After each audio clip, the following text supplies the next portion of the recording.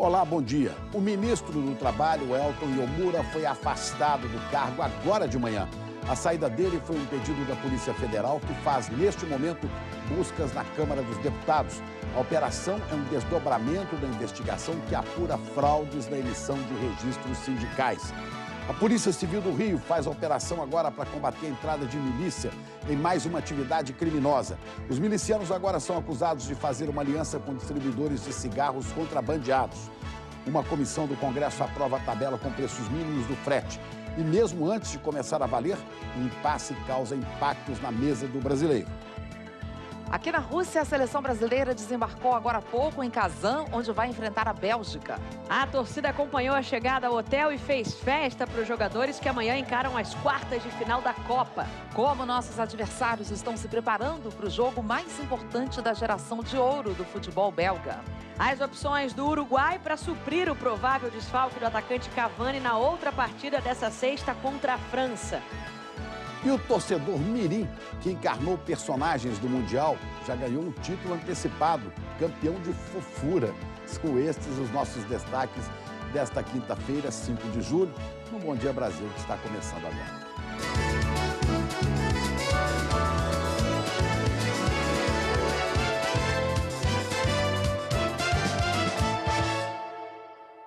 A gente abre o Bom Dia Brasil falando de Brasília.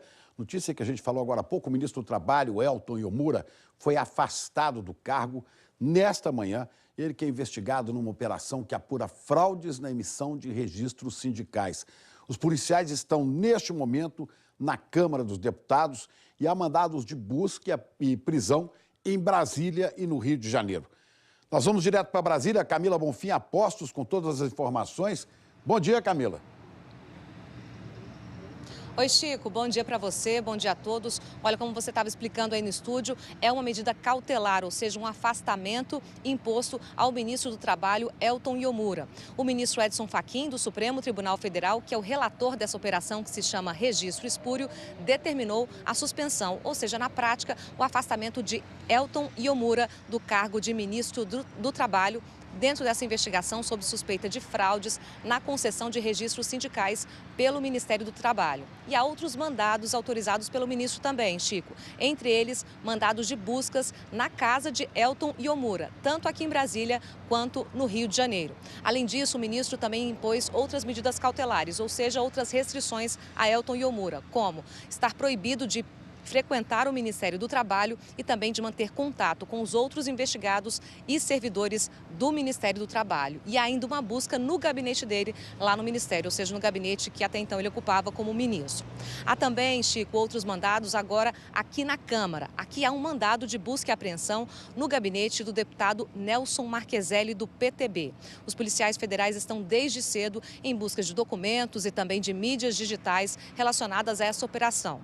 A Polícia Federal diz, em informação recente agora publicada há pouco, o seguinte, que o material coletado e as investigações mostram que há participação de novos atores e que apontam que importantes cargos da estrutura do Ministério do Trabalho foram preenchidos com indivíduos comprometidos com os interesses do grupo criminoso, permitindo a manutenção das ações ilícitas praticadas na pasta.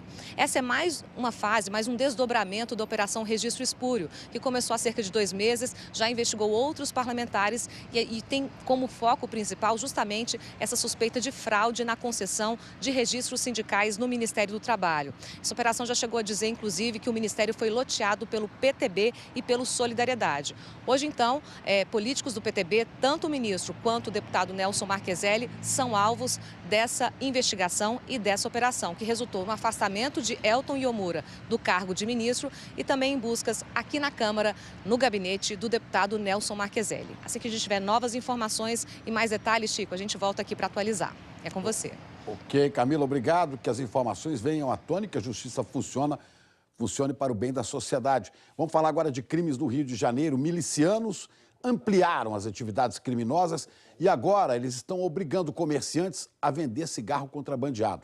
A Polícia Civil está fazendo agora uma operação para prender os chefes desse esquema ilegal entre milicianos. E quem acompanha a ação dos policiais é o repórter Guilherme Peixoto. Bom dia, Guilherme. Alguém já foi preso aí? Oi, Chico. Bom dia para você e uma boa quinta-feira a todos. Já são 9 presos, mas esse número certamente deve aumentar ao longo da manhã. Essa operação é chamada de lawless, no português, sem lei. São, nesse momento, 200 agentes da Polícia Civil em vários bairros aqui do Rio de Janeiro, especialmente na zona oeste da cidade, com o objetivo de cumprir 22 mandados de prisão e 60 de busca e apreensão. Essas investigações começaram há cerca de 10 meses e concluíram que, além de cometerem vários crimes, como extorsão de moradores, o controle do transporte irregular na zona oeste do Rio de Janeiro, também o sinal clandestino de televisão, os milicianos também eram responsáveis por outro crime, o contrabando de cigarros vindos do Paraguai. Um dos principais alvos dessa operação agora de manhã é um ex-policial militar identificado como Ronaldo Santana da Silva. Ele foi preso agora há pouco. Segundo a investigação, ele mantinha 2 tabacarias que serviam de fachada para esse esquema e era um dos principais fornecedores de cigarros na zona oeste do Rio de Janeiro. Você vai entender todos os detalhes dessa investigação agora na reportagem de André Luiz Azevedo. Cigarro contrabandeado, vendido na rua por camelôs. Tabacarias que servem de fachada legal, uma frota de vans e caminhões para o transporte. Galpões lotados de cigarro paraguaio. Na rota de chegada dos maços ao Rio, a investigação policial descobriu que os contrabandistas não estão mais sozinhos. A investigação mostrou que nessas áreas controladas pelos milicianos, agora, só o cigarro contrabandeado do Paraguai é que pode ser vendido. O relatório da operação diz que não há nenhuma dúvida que o monopólio da venda de cigarros contrabandeados nas regiões de domínio da milícia constitui um dos grandes vetores de ganho de capital. Segundo a investigação, os milicianos do Rio, com a garantia da reserva de mercado em grandes áreas, se transformaram nos maiores fregueses do cigarro fabricado no Paraguai e contrabandeado para o Rio. A investigação começou dentro de Bangu 9, o presídio do Rio, reservado para os milicianos. Os telefones celulares confiscados, como esse, que aparece debaixo do travesseiro de um preso, deram as pistas que resultaram na operação de hoje.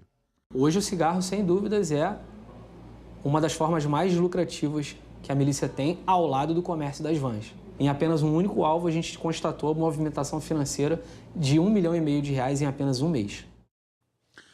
E a polícia de Pernambuco está mais perto de esclarecer o assassinato de um médico na região metropolitana do Recife. O corpo desse cardiologista foi encontrado ontem esquartejado dentro de um poço no condomínio onde ele morava, em Camaragibe, que fica na região metropolitana, onde está a Camila Torres, com informações desse crime. Camila, bom dia. A polícia já tem os suspeitos?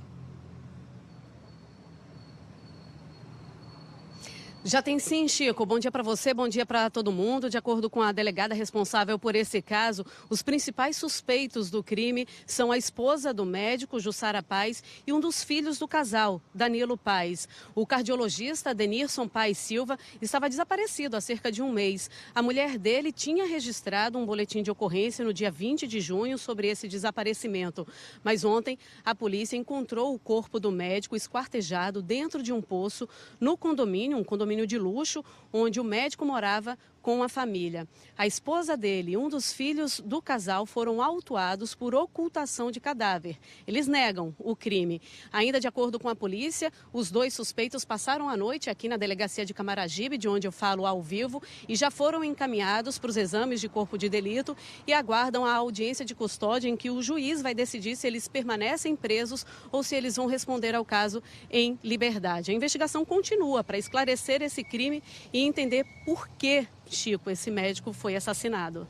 Ok, muito obrigado. Então, vamos falar agora de São Paulo. 4 pessoas morreram nesta madrugada no incêndio numa favela na região da Brasilândia, zona norte da capital paulista. O Rodrigo Bocardi, em São Paulo, nos traz informações. Esses mortos faziam parte da mesma família nessa tragédia aí?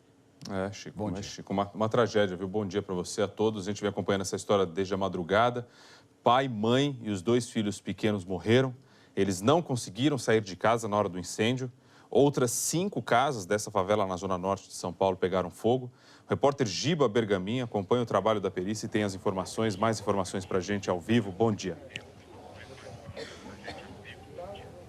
Muito bom dia, Rodrigo. Muito bom dia para todo mundo. Os peritos da Polícia Científica estiveram aqui faz mais ou menos meia hora, ficaram alguns minutos. Eles têm um prazo de 30 dias para concluir as causas desta tragédia. Esse prazo pode ser, inclusive, prorrogado. Conversamos com alguns moradores da região. Há uma suspeita, claro, das ligações clandestinas de luz. A gente vê que tem muitos botijões de gás aqui. O repórter cinematográfico Eduardo Gonzalez está mostrando para a gente uma grande quantidade de botijões e ligações clandestinas. Essa pode ser uma das causas que vai ser averiguada, vai ser investigada pelos peritos da Polícia Científica.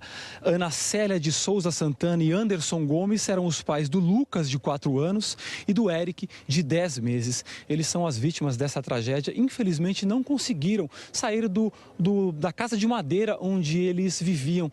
4 outras casas vizinhas, 4 ou 5, é muito difícil identificar ainda, também pegaram fogo, mas as pessoas que viviam nessas outras casas de madeira conseguiram escapar. Aqui é uma região de casas improvisadas, muitas delas de madeira e algumas de alvenaria. A gente pode ver a quantidade de ligações clandestinas. O acesso aqui é muito difícil também, Rodrigo. É uma encosta de morro, tem que subir uma escadaria muito íngreme para chegar até aqui. Os peritos, como eu disse, vieram aqui. Os corpos ainda estão no local. Essa tragédia, infelizmente, atingiu 4 pessoas da mesma família. O Corpo de Bombeiros chegou aqui por volta das 2 horas aproximadamente e ficou aqui combatendo as chamas por pelo menos 1h30. Por volta das 5 horas da manhã, eles basicamente estavam fazendo um trabalho de rescaldo. Nós continuamos acompanhando as investigações a respeito desta tragédia. Voltamos com vocês, Rodrigo. Ok, Giba, muito obrigado. A polícia deve abrir um inquérito para apurar as causas desse incêndio, Chico, mas sem dúvida a gente viu ali muito botijão de gás, né? Aliás, a gente viu um botijão de gás ali. A gente sabe que muitas casas têm um botijão de gás, mas nem sempre em condições adequadas, moradias improvisadas. A gente viu um barranco ali, quando não é o desabamento, é o incêndio, enfim, triste. É uma tristeza essa tragédia, mais essa, né, Rodrigo?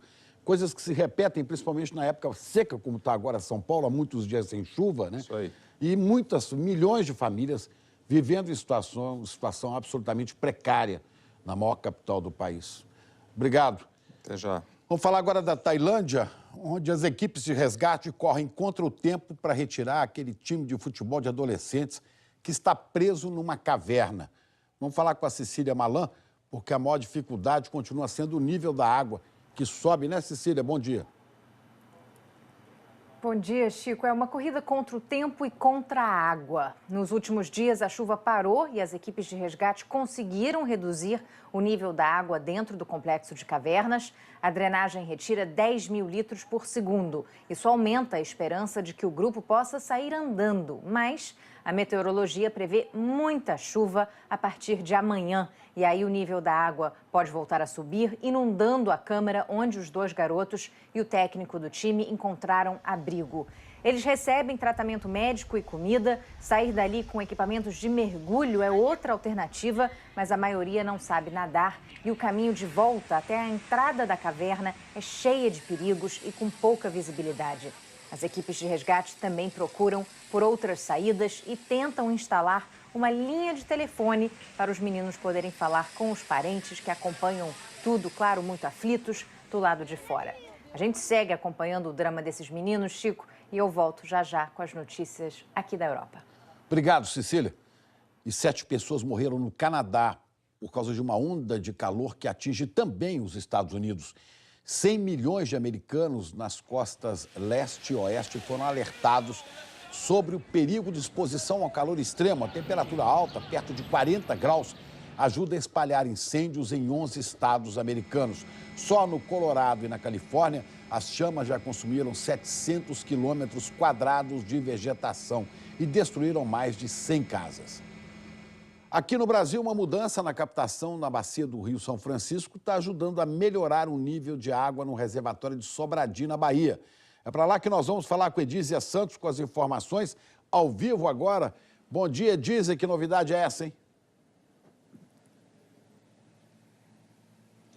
Bom dia, Chico. A novidade para os ribeirinhos que dependem da bacia do Rio São Francisco é que a Agência Nacional de Águas publicou esta semana no Diário Oficial da União uma resolução sobre a suspensão da captação de água do rio. A partir de agora, os ribeirinhos vão ficar sem retirar água do rio de 15 em 15 dias. Desde julho do ano passado, os agricultores foram orientados pela ANA a não fazer a captação de água uma vez por semana. E depois que essa medida foi tomada, o volume no lago de Sobradinho praticamente triplicou. Hoje o nível no reservatório está em 34,5%. E nesse mesmo período, no ano passado, o volume estava em 11,53%. Uma novidade ótima para os ribeirinhos, sobretudo para os agricultores que dependem aqui dessas águas para poder plantar e retirar o fruto do seu trabalho. É isso aí, Chico. Ok, Dízia, que resolve mesmo é chuva, né? Então vamos falar da previsão do tempo. Isabela Camargo a postos para falar dessa situação. Isabela, a notícia é boa, mas não significa que o problema da seca no Nordeste esteja resolvido, longe disso, até porque não tem chovido muito por lá, né? Qual é que é a previsão para a região, Isabela? Ô, Chico, você tem toda a razão. Bom dia para você, bom dia a todos. A previsão é de pouca chuva e em todo o Nordeste. Mesmo nessa época do ano, que é para ser chuvosa, especialmente no centro-leste da região, não está chovendo e não vai chover. Por quê? As áreas de instabilidade que deveriam chegar da África estão sendo barradas porque a água do oceano está mais quente. Só meio grau. Parece pouco, mas faz toda a diferença, porque aí a umidade não consegue chegar com intensidade, provocando chuva volumosa. Só chuva isolada, então está chegando menos umidade, como é a previsão mesmo para hoje, aqui do sul da Bahia até o Rio Grande do Norte. Chuva isolada também, com pouco volume, do centro-norte do Amazonas até o norte do Maranhão. Mais cedo já choveu na região de Porto Alegre, tem previsão de mais chuva para boa parte do estado e com poucas aberturas de sol. E aí no restante do país, aí sim, muito sol, né? E o tempo fica firme.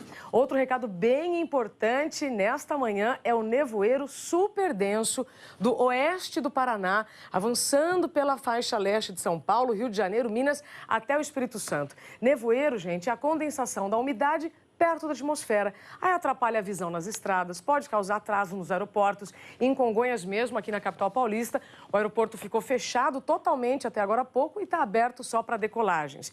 Mais cedo, no Rio de Janeiro, o nosso Globocop fez essas imagens lindas, né? São lindas, mas a gente sabe que pode causar problemas. É um cobertor de nuvens e que pode durar até as 10 horas da manhã, Chico. Isabela, e mais tarde volta a esquentar, dissipando tudo isso? Sim, neblina baixa, sol que racha, Chico, como diz o ditado. Inclusive, aí no Rio, a temperatura vai subir, vai passar dos 30 graus. A previsão é de 32, tá? Para ser mais precisa. Em São Paulo também esquenta, sobe para 28, 5 a mais do que ontem. 36 em Palmas do Tocantins e 34 de novo em Porto Velho, Manaus, Belém e também Teresina. Agora, além do calor, a umidade do ar também vai ficar bem baixa, tá? Aí abaixo de 20%, especialmente Mato Grosso do Sul, Tocantins e Goiás. Agora, além da secura, né, que não é de hoje, nós vamos ver no próximo mapa, quanto mais vermelho, mais dias sem chuva. Olha só, porção sul da região norte, boa parte do nordeste, centro-oeste e sudeste está há mais de 90 dias sem chuva. Estão bem críticos e sem chuva agrícola, Chico, que é um termo que se usa para uma chuva acima de 10 milímetros, que é a chuva que acaba fazendo diferença. É, problema também causado pela interferência do homem, né, na natureza. Isabela, obrigado. O estado de São Paulo já começa a sofrer consequências dessa falta de chuva. No interior, muitas cidades tiveram que adotar medidas para economizar água. A população está sofrendo com o clima seco. Tá difícil vencer a poeira. Faz quase um mês que não chove. O município de Casa Branca, no interior de São Paulo, entrou em estado de atenção. Para evitar a falta d'água, tem cidade que decidiu punir o desperdício. Em Tambaú, quem lavar a calçada, o quintal ou o carro é multado em quase R$800. Muita gente desperdiça e a gente não pode. Não chove, né? Então tem que multar esse pessoal mesmo. De janeiro a junho, choveu pouco mais de 500 milímetros. 32% a menos do que no mesmo período do ano passado. Um dos principais rios do estado de São Paulo também sente os efeitos da seca. Em Pirassununga, o nível do Mogi Guaçu já diminuiu meio metro nos últimos dias.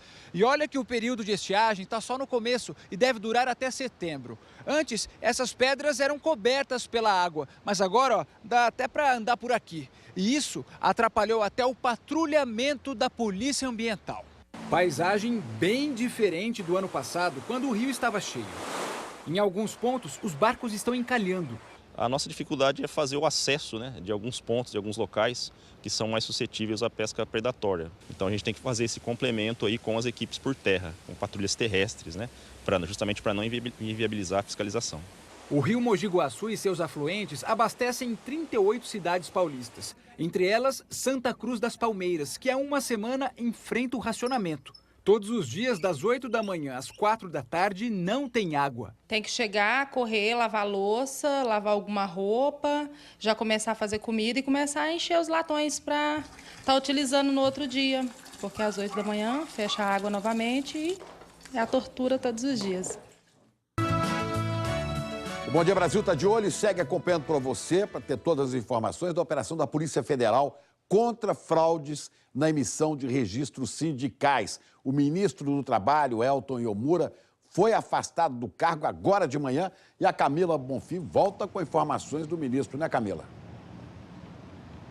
Isso mesmo, Chico. Olha, tem informação nova e exclusiva apurada pela nossa colega jornalista Ana Paula Andreola. Ela teve acesso, Chico, ao relatório da Polícia Federal que pediu a deflagração da operação. E esse relatório, basicamente, ele aponta as principais suspeitas em relação aos investigados. Entre eles, Elton Iomura, que, como você lembrou aí, é o ministro que acaba de ser afastado do cargo no Ministério do Trabalho.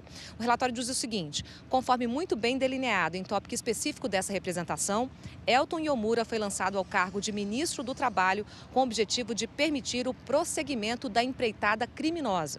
E aí segue dizendo: de fato, buscando viabilizar a ingerência de Cristiane Brasil, deputada federal que já foi alvo dessa operação na etapa anterior, e também a continuidade dos desmandos de Roberto Jefferson, ex-deputado, presidente nacional do PTB e que também já foi alvo da Operação Registro Espúrio no órgão, ou seja, no Ministério. A organização criminosa colocou no cargo máximo da pasta alguém devidamente compromissado com os interesses do grupo, papel que coube a Elton Iomura, que, ao que tudo indica, não passa de um testa de ferro dos caciques do PTB. Segue a Polícia Federal dizendo: restou demonstrado que o ministro Elton Iomura, mais do que apenas ter ciência e se omitir diante das fraudes perpetradas no âmbito da Secretaria de Relações do Trabalho do Ministério, tem participação ativa no esquema, avalizando e orientando a atuação de membros do núcleo administrativo da organização criminosa. Portanto, a PF dizendo que o ministro que acaba de ser afastado, o Elton Iomura, é testa de ferro de Cristiane Brasil e também de Roberto Jefferson e tinha participação ativa no esquema. O esquema investigado é o seguinte: a suspeita de fraudes na concessão de registro sindical no Ministério do Trabalho. Uma informação nova também é que o ministro vai prestar depoimento às 10 horas na Polícia Federal aqui em Brasília, justamente em relação a essa operação. Foi intimado a já prestar essas informações. E aqui na Câmara seguem as buscas que começaram às 6h50 da manhã pela Polícia Federal, buscas no gabinete do deputado Nelson Marqueselli, do PTB, que também é investigado nessa operação. Chico. É isso tudo, Camila, porque o PTB controla o Ministério do Trabalho. A gente volta daqui a pouco com outras informações com você. Obrigado. E a medida provisória que estabelece preços mínimos para o frete rodoviário avançou no Congresso. Uma comissão mista aprovou um relatório favorável à proposta, que foi uma das exigências dos caminhoneiros para encerrar aquela greve em maio. A medida determina que a tabela do frete deve levar em conta, olha aqui, o preço do óleo diesel, o valor dos pedágios, as distâncias percorridas e os tipos de carga. Os valores serão válidos por 6 meses e a divulgação deve ser feita sempre em janeiro e em julho, dia 20 de janeiro e 20 de julho. Uma emenda incluída na medida provisória abre caminho para anistiar as multas aplicadas por causa da greve e a gente lembra que a AGU, a Advocacia Geral da União, considera esse perdão inconstitucional, porque como as multas foram aplicadas pelo Poder Judiciário, seria uma interferência entre os poderes. A tabela do frete agora vai ser votada pelo plenário da Câmara e, se for aprovada, aí então vai para o Senado. Essa novela da tabela do frete vem se arrastando desde o começo do mês passado. O assunto foi parar no Supremo e, enquanto esse impasse não é resolvido, muitas transportadoras estão reajustando preços para cima. E a conta, é claro, você sabe, cai no colo nosso, do consumidor. Em São Paulo, por exemplo, o arroz está custando 12% mais caro. Este distribuidor em Ribeirão Preto ensaca e vende por dia 60 toneladas de arroz que vem do Rio Grande do Sul. Aqui já começaram a aparecer os primeiros reflexos da nova tabela do frete mínimo, uma das principais exigências dos caminhoneiros durante a greve no fim de maio. Hoje ele já paga em média 12% a mais pelo produto. Desde o dia que saiu essa nova tabela já foi difícil para acertar com os fretistas e agora eles estão tendo que ceder um pouco, porque se usar a tabela do governo é para subir muito mais a mercadoria. O Centro de Estudos e Economia da USP, o CEPEA, que mede o valor pago pela indústria, também constatou o aumento. Antes da greve dos caminhoneiros, a saca de 50 quilos custava R$ 36. Em 1º de julho, foi para R$ 37,38. Essa semana, a saca chegou a R$ 41. O aumento no preço do arroz vem numa velocidade que surpreende até mesmo as redes de supermercados. Olha só o exemplo. Este supermercado de Ribeirão Preto colocou em oferta este saco de arroz de 5 quilos por R$ 9,45. Mas o mesmo produto está chegando da indústria por quase R$ 10. Para não perder dinheiro, o supermercado começou a repassar os aumentos. Para o setor, o motivo que fez o preço do arroz disparar está claro. As empresas, os fornecedores estão tendo dificuldade em alocar veículos, caminhões para poder fazer as entregas e estão pagando mais caro, até mais do que a tabela que o governo sugeriu, para começar a fazer a entrega, para tentar normalizar a situação da entrega do produto. Geralmente quem come o arroz todos os dias não tem essa condição de substituir, não pensa em substituí-lo. Sempre sobra para o consumidor, né? Essa é a verdade. Esse tabelamento de preço do frete, você está vendo aí, é cercado de muitas dúvidas. A gente viu que o preço mínimo do diesel até hoje não chegou às bombas. Há muitas críticas ao tabelamento.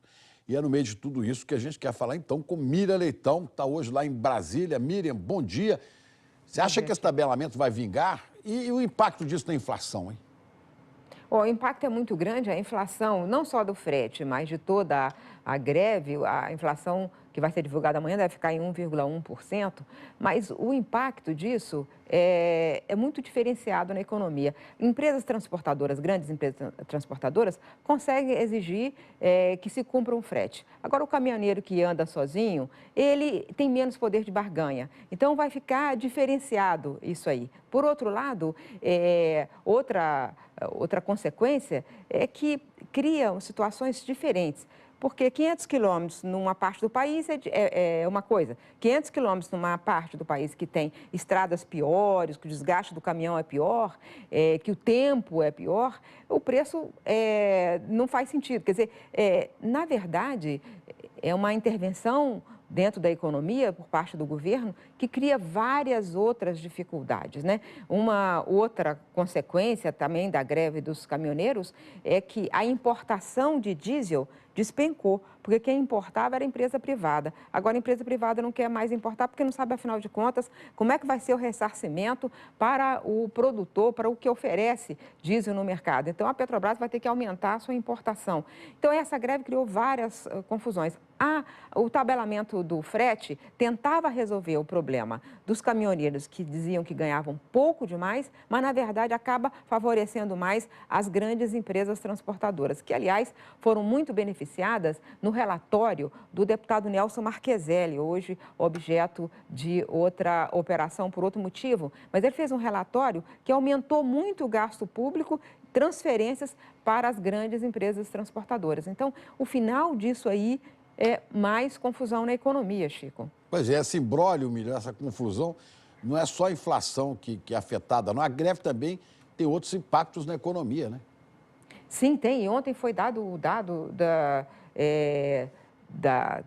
produção industrial, caiu 10,9%, uma queda muito forte. Foi uma queda comparável a momentos de crise, como a crise de 2008, o Plano Collor, uma queda muito forte. Os economistas acham que recupera em junho, né? Caiu 10,9%, e alguns produtos e algumas áreas caiu muito mais, porque teve uma paralisação total da produção, a greve, né? Mas recupera em junho. O problema, Chico, é que isso aí tem um efeito catalisador na economia. O país já não estava muito bem. O país vinha crescendo menos do que se imaginava, tinha esperança de um crescimento que não teve.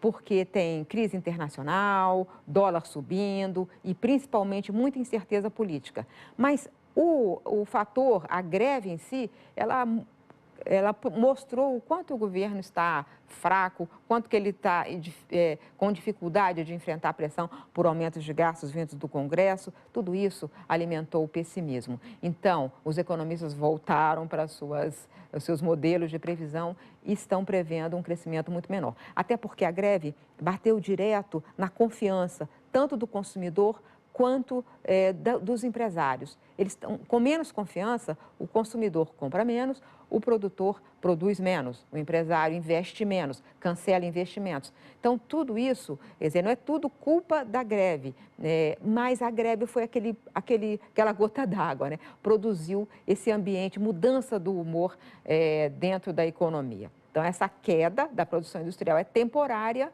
mas ela terá efeitos permanentes na economia, fazendo com que o ano de 2018 seja de baixo crescimento. Chico. Vamos acompanhando. Obrigado, Miriam. Falou aí de Brasília e você vai ver a seguir de Brasília as últimas informações sobre a operação da Polícia Federal contra fraudes no Ministério do Trabalho. O ministro foi afastado do cargo e a polícia agora faz buscas na Câmara dos Deputados. Estamos de volta para falar agora da decisão da Justiça de Brasília, que absolveu o ex-ministro Gedel Vieira Lima da acusação de obstrução de justiça. Mas essa era apenas uma das investigações. Juliana, ele continua, Gedel, preso por causa, a gente não se esquece, né, daquelas malas de dinheiro, 51 milhões, encontradas no apartamento dele lá em Salvador. Malas, caixas, caixotes, né, Chico? Bom dia a você. Chico, aí é outra história, viu? Aí, nesse caso, Gedel Vieira Lima virou réu, no caso dos 51 milhões de reais, virou réu por lavagem de dinheiro e organização criminosa. Gedel foi absolvido agora da acusação de tentar atrapalhar a delação premiada do doleiro Lúcio Funaro, apontado como operador do PMDB. Na sentença, o juiz disse que foram ouvidas testemunhas, entre elas Funaro e a mulher dele, mas que não ficou comprovado que Gedel tenha praticado atos consistentes de obstrução de justiça. Gedel está preso em Brasília desde setembro do ano passado por outra investigação em que já é réu, acusado de lavagem de dinheiro e também de associação criminosa, depois que 51 milhões de reais foram encontrados num apartamento ligado a ele, em Salvador.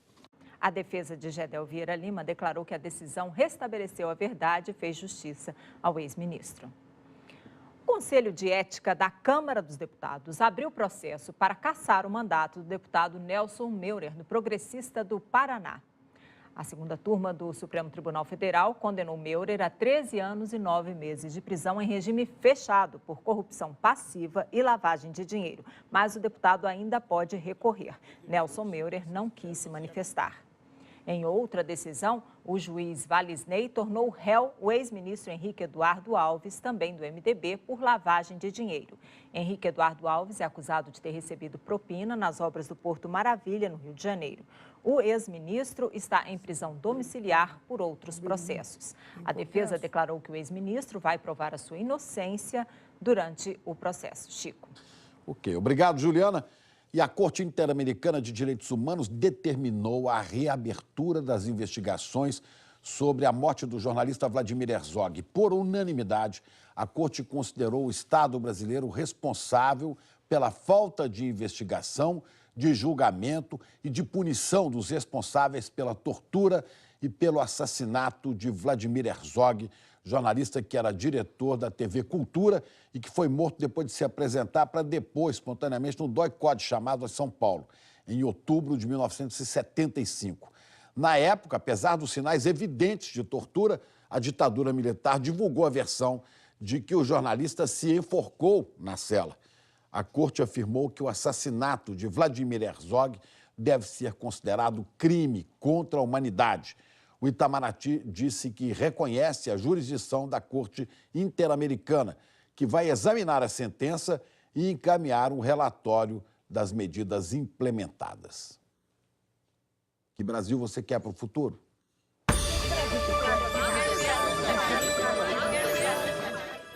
Maria José da Silva, moro aqui na cidade de General Manhá, sou filha daqui, nasci e me criei aqui, no Brasil. E eu quero, para o futuro, é um Brasil que a gente não veja uma coisa dessa. Aqui, uma obra começada há 4 anos e ainda está desse jeito. Eu sou o professor Jadney Siria. Falo aqui do município de Nova Ibiá, Bahia. O Brasil que eu quero é um Brasil em que o professor seja respeitado em sua plenitude, que não tenha sua dignidade agredida com atraso nos salários e com a perseguição política.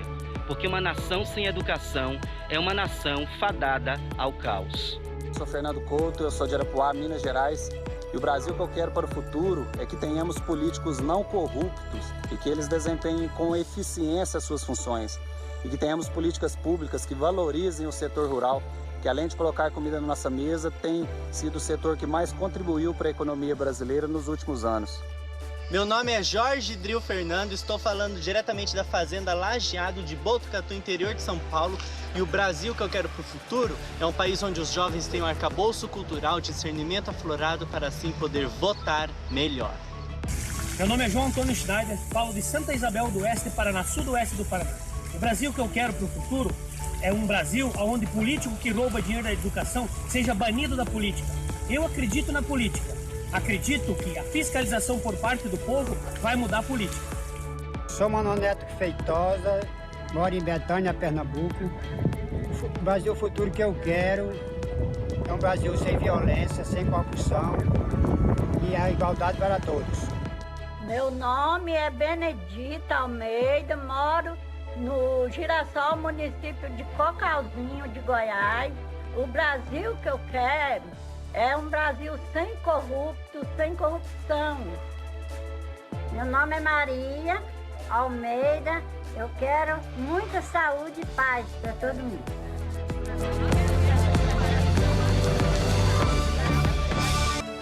A operação da Polícia Federal está investigando fraudes na emissão de registros sindicais, corrupção. Isso já resultou no afastamento agora de manhã do ministro Elton Iomura, ministro do Trabalho. Camila Bonfim, em Brasília, tem informações. Há buscas aí no gabinete do deputado Nelson Marqueselli, do PTB. Você já falou disso, hein, Camila? Oi, Chico. As buscas aqui na Câmara, no gabinete do deputado Nelson Marqueselli, do PTB, continuam sendo feitas e tem uma informação nova sobre o assessor dele, contra quem tem um mandado de prisão. Ele se chama Jonas Lima e, segundo a Polícia Federal, mais uma parte da investigação a qual a gente teve acesso, o Jonas Lima, no esquema criminoso, resta evidente que ele atuava no âmbito da Secretaria de Relações de Trabalho para favorecer entidades sindicais provavelmente ligadas ao deputado federal Nelson Marqueselli e que, segundo a PF, provavelmente oferecendo vantagens para o assessor e para o próprio deputado. Segundo a PF, vale ressaltar que os elementos de informação coletados indicam que Jonas Lima, inclusive, utiliza subterfúgios de suas condutas criminosas para driblar eventuais investigações, priorizando contatos por meio de aplicativos de comunicação instantânea, de modo a evitar a interceptação de suas conversas. A busca no gabinete do deputado continua e ele estava no momento que os agentes da Polícia Federal chegaram e deu essa entrevista que a gente vai ver agora. Nada a temer, não. Eu sou vice-presidente, sou vice-líder do PTB. O PTB hoje administra o Ministério do Trabalho. Houve denúncias, várias denúncias, e a policial me informa que todos os deputados do PTB serão investigados, seus gabinetes, para ver se tem alguma ligação com concessões de registros sindicatos, certo? Vamos esperar a vistoria que estão fazendo. Eu apoio, acho que isso é fundamental. E o Comitê de Emergência do governo britânico está reunido para discutir o novo caso de envenenamento na Inglaterra. O que se sabe até agora desse caso, Cecília Malan? Sabemos que um casal foi exposto à mesma substância usada para envenenar um ex-espião russo e a filha dele em março. O homem e a mulher foram encontrados inconscientes no fim de semana e levados para o hospital. O estado deles é crítico.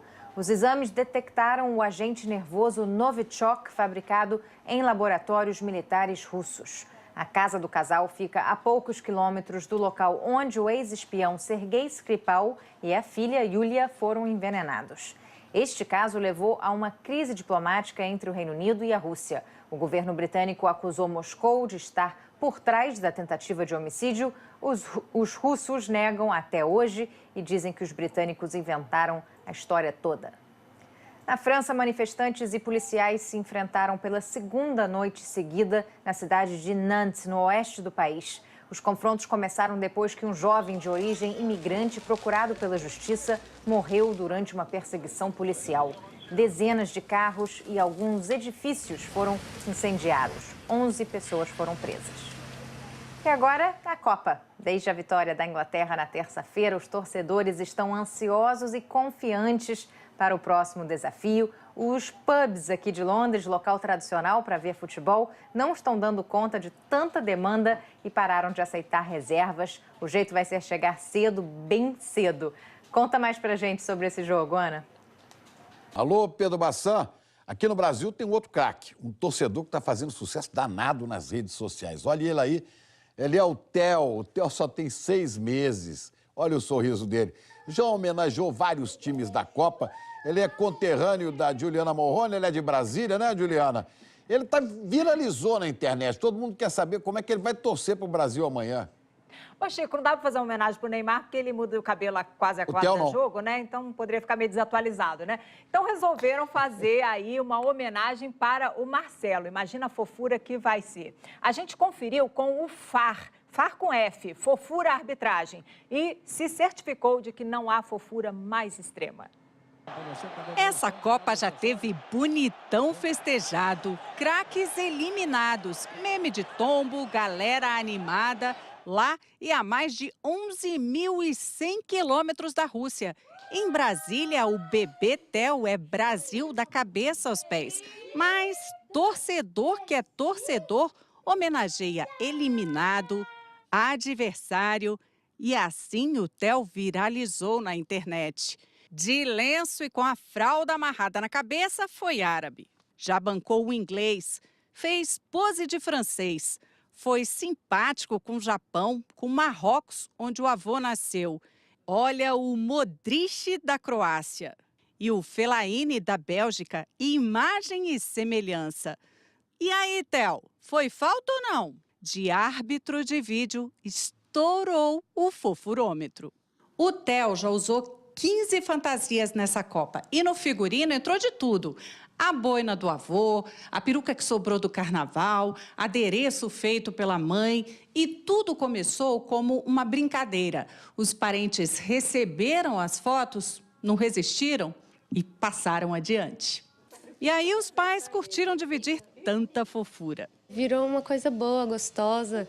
Ele tá sempre rindo, se divertindo, então a gente foi deixando e foi divulgando. Não precisa nem dizer que a mãe e o pai são loucos por futebol, por esporte de um modo geral. Tanto que os registros começaram nas Olimpíadas de Inverno. A Débora baba pelo filho torcedor e fica imaginando a emoção das mães dos jogadores. E a fantasia é só um detalhe, porque em dia de jogo, o Theo está sempre por perto. Já reconhece quando tem gol e já aprendeu um ritual. O pai faz questão, ele assiste, ele canta o hino com a mão no peito, bem patriota mesmo. E pra sexta... A gente quer muito homenagear o Marcelo, que é um jogador que a gente gosta muito da seleção brasileira. Palpite da família pro jogo? Tá fácil, vitória. Difícil, tá? É terminar essa matéria. Com tanta fofura. Mas não tem outro jeito. Tchau! Tchau, Mancha Brasil! Tchau! Ai, que fofura, Galvão, filma o Theo. A gente já filmou, eu só quero vê-lo na final, viu, Chico? Pois é, vamos até a final. Theo, vai com a gente, vamos nessa. Obrigado, Juliana. E a Polícia Federal segue na operação que investiga a corrupção no Ministério do Trabalho. O ministro Elton Yomura foi afastado pelo STF agora de manhã e nós vamos para Brasília falar com a Camila Bonfim. A polícia investiga um esquema que envolve integrantes do PTB para favorecer entidades sindicais. Camila. Exatamente, Chico, para conceder registros a essas entidades que são ligadas ao PTB, aos interesses do partido, segundo a Polícia Federal. Essa é exatamente a fraude que está sendo investigada na operação, que não por acaso se chama Registro Espúrio. É mais um andamento dessa operação, mais um desdobramento, Chico, e as buscas seguem aqui em Brasília e também no Rio de Janeiro. O Elton Iomura, como você disse, foi afastado do cargo de ministro do Trabalho e também há buscas relacionadas a ele aqui em Brasília e no Rio. A PF diz que ele foi lançado ao cargo de ministro do Trabalho para permitir o prosseguimento da empreitada criminosa. Diz ainda que ele buscava viabilizar a ingerência de Cristiane Brasil, deputada federal que já foi investigada nesse caso, e a continuidade dos desmandos de Roberto Jefferson no Ministério. Roberto Jefferson é pai da Cristiane, presidente do PTB e também já foi investigado em fases anteriores dessa operação. E ao que tudo indica, segundo a PF, Iomura não passa de um testa de ferro dos caciques do PTB e também tinha participação ativa no esquema. Sobre o assessor de Nelson Marqueselli, que se chama Jonas Lima e que tem um mandado de prisão contra ele. A PF diz que ele atua na Secretaria de Relações do Trabalho do Ministério há muito tempo e que tem o objetivo de favorecer entidades sindicais que provavelmente oferecem vantagens a ele, assessor, e ao deputado federal Nelson Marqueselli. O deputado também é alvo dessa investigação, tem buscas aqui no gabinete. Quando a PF chegou, ele estava no gabinete e disse que não tem nada a temer. Sobre o Elton Iomura, não tivemos ainda resposta, nós o procuramos, mas não tivemos resposta. Chico. Ok, obrigado, Camila. Um olho em Brasília e outro em Moscou. Bora dar outra passada no nosso estúdio na Praça Vermelha. Ana e Fernanda, mais um dia de sofrimento, de abstinência de jogos da Copa. Aqui no Brasil, todo mundo sofrendo. Ainda bem que essa abstinência acaba amanhã, né? Exato, e Graças acaba bem, a porque Deus, tem Brasil em campo. Brasil e Bélgica valendo vaga nas semifinais da Copa. Exatamente, o André Galindo tá lá na Arena Kazan, palco do jogão de amanhã. Daqui a pouco tem entrevista coletiva com o Tite e o Miranda, que vai ser o capitão do jogo contra a Bélgica. Muito boa tarde, Galindo, o que você conta pra gente? Boa tarde, Fernanda, Ana. Bom dia para todo mundo que nos acompanha no Brasil. Como vocês já disseram, amanhã o sexto e último jogo que essa bela arena, a Arena Kazan, receberá nesta Copa do Mundo, 3 da tarde, hora oficial de Brasília, Brasil contra a Bélgica. O Eric Faria mostrou logo no início do Bom Dia Brasil a festa, que a torcida fez na chegada da seleção ao hotel aqui em Kazan. Agora a gente vai mostrar a festa por um outro ângulo, pelo ângulo de quem foi festejado.